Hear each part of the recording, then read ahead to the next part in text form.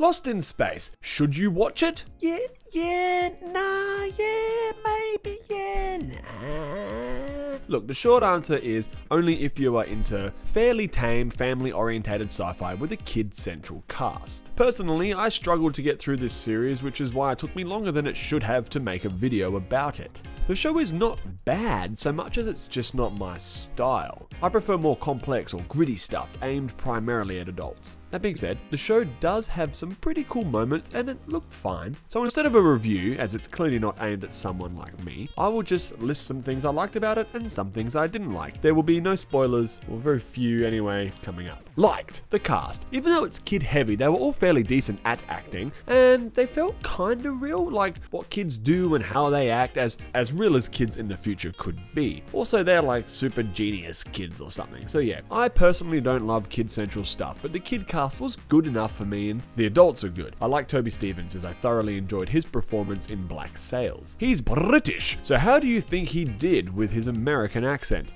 As an Australian, didn't really bother me. Liked special effects. The effects were pretty good as it can be for TV these days. In today's TV and movies, we are quite spoilt for effects. Most things look great, so for me it's more about the cinematography, especially space-based cinematography. That's what really gets my juices going, baby. It doesn't always have to look flawless, it just has to be shot well with the right angles and perspective. A show like The Walking Dead is shithouse at perspective, which is why they always do super close-up of characters' faces, so they can get away with lazy cinematography.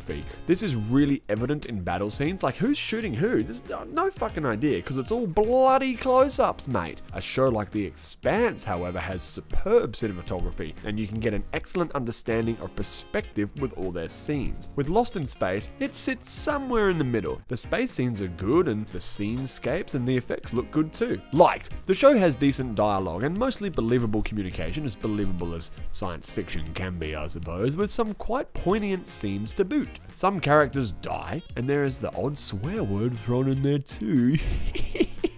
So even though it's a family-friendly show, they didn't shy away from the more adult language and adult themes as well. Disliked. Plot and pacing. Look, I get that this is the second attempt at a reboot of the original, so yeah, this is the third reincarnation. So, second reincarnation. Third reiterate. It's the third one. Hello, this is Jake from the future. Technically past, but what I mean is this is Jake seconds before hitting the publish button on YouTube, then realizing there was a fourth Lost in Space series, and had to go back to re-edit the video, which was very annoying, but I thought it worth mentioning. In 2004, The Robinsons Lost in Space, directed by John Woo, was made, but was not received very well, and was way different to the whole family-friendly shit we know today. So technically, Lost in Space 2018 is the fourth Lost in Space thing on screen.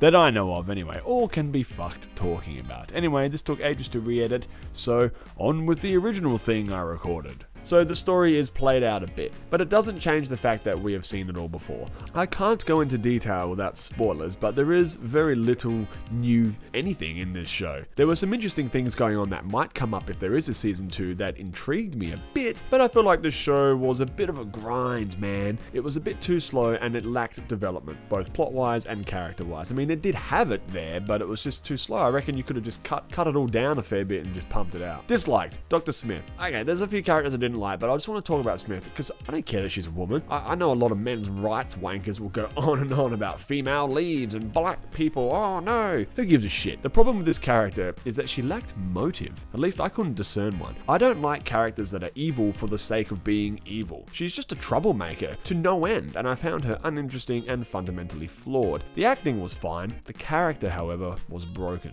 Disliked. It's too family for me. It's totally cool to have sci-fi for kids. Actually, that's great. Get them in young while we can. Sci-fi for family, sci-fi for everyone, and yes, of course, Lost in Space was always about a family lost in space. Like I said, it's just me and my taste buds as an adult. I don't really care for family stuff personally, but you might. It's not a detriment to the show, it's just not for me. And also, when I say it's too family, I don't just mean it's about a family. There's plenty of adult shows that are centered around a family. I mean it's family-like. It's like life lesson teaching, and everyone comes around at the end. We all learn the importance of sticking together, and mum and dad get back together, and the power of love conquers all, and blah blah blah. Get fucked. It's totally fine to like that stuff. I've just seen it all before, and it's just really, like I said, it's not for me. It's as simple as that. So hopefully this video gave you some insight as to what to expect when sitting down one warm, cozy night to hit up the old Netflix, alone with a bottle of wine or two. No, that's just my Fridays. Okay. Lost in Space, it's fine. It's just not great for me. It has some intrigue, some mystery, cool spaceships and effects, but generally I felt the pacing was a bit off, and it was just a little too PG for my sick, demented tastes. For those of you who did give it a shot, what did you like or dislike about Lost in Space? Thanks for watching, friends.